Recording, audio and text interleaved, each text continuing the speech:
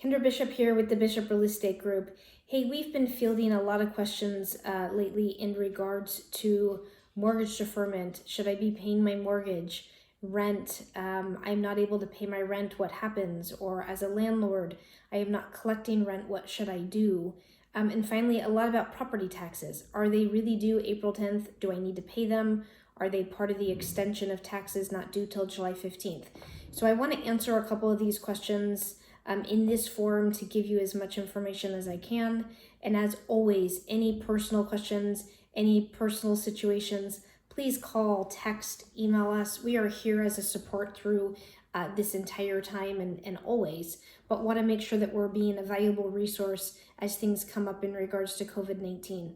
So first and foremost, in regards to mortgage deferment, it's really important to call your bank if you are unable to make your mortgage payment.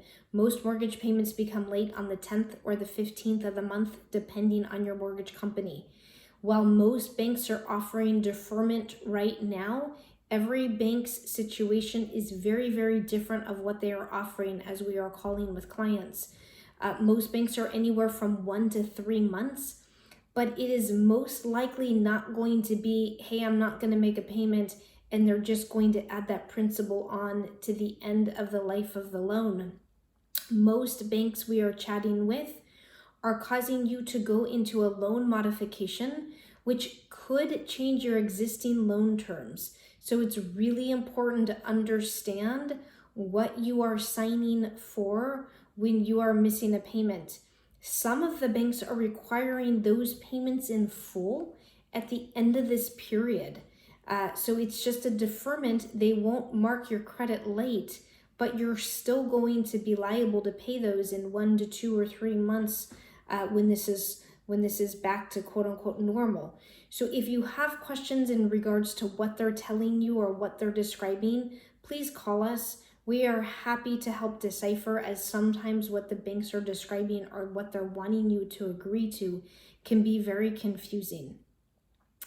Next, if you're a tenant and you're unable to pay your rent, you must put in writing to your landlord by April 7th or by May 7th, by the 7th of the month, that you are going to be late and why, or not late, that you're going to not pay and why, and you must be prepared to show backup documentation as to why you've been affected by COVID-19 and why you cannot pay your rent.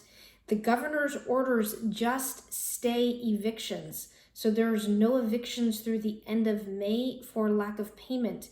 He has not yet come out and said how that rent will be due and payable, but the expectation is that it's not a free month of rent. That rent will be payable at some point in the future, so it's important to know that as well.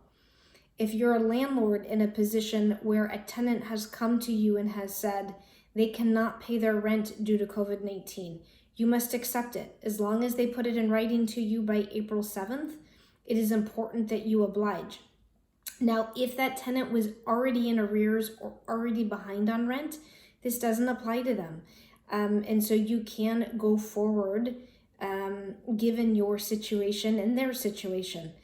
If their lack of paying rent is causing you financial hardship where you cannot pay a mortgage that you may have on that rental property, again, you need to then call your bank. And if you'd like us to support you with that, to understand your rights and options there, we are happy to. Lastly, property taxes. Property taxes, the second installment is due February 10th. It is late if it's not postmarked or done online by April 10th with your county. I checked with several counties today, including Placer County. All counties have this still due. The second installment is still due by April 10th. You will be subject to penalties if it's not paid by April 10th.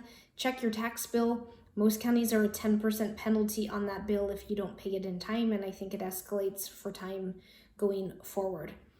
As always, we hope that you and your families are staying safe, are staying healthy.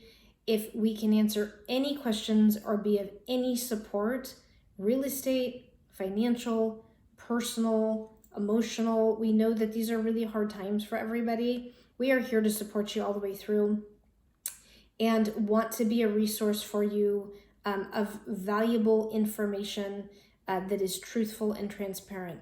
So please, anytime, pick up the phone, call, text, email us, and know that we're here to support you all the way through.